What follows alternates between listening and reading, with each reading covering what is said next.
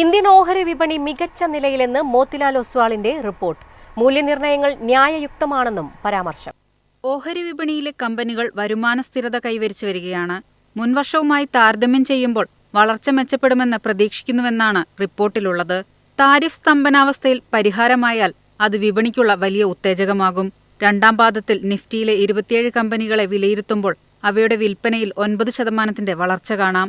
എബിറ്റയിലെ വളർച്ച 8%. നികുതിക്ക് മുമ്പുള്ള ലാഭത്തിൽ 5% മുന്നേറ്റമുണ്ടായെന്നും റിപ്പോർട്ട് വ്യക്തമാക്കി. കോർപ്പറേറ്റ് വരുമാനത്തിന്റെ പാത പുനഃക്രമീകരിക്കാൻ സർക്കാർ നടപടി ആരംഭിച്ചിട്ടുണ്ട്.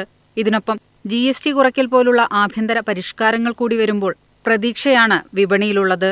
നിഫ്റ്റി സൂചിക 21.4 മടങ്ങിലാണ് വ്യാപാരം നടത്തുന്നത്. അതായത് ദീർഘകാല ശരാശരിയായ 20.8-നടുത്ത്. കമ്പനികൾ വേഗത്തിൽ ലാഭം നേടാൻ തുടങ്ങിയാൽ ഓഹരി വിലകൾ കൂടുതൽ ഉയരും. ഇത് നിക്ഷേപകർക്ക് നേട്ടം നൽകുമെന്നും റിപ്പോർട്ട് പറയുന്നു. എന്നാൽ മിഡ്, സ്മോൾ ക്യാപ് ഓഹരികളുടെ മൂല്യനിർണ്ണയം ഉയരത്തിലാണ്. ഇതിൽ ജാഗ്രത വേണമെന്നും മോത്തിലാൽ ഒസ്വാൾ വ്യക്തമാക്കി.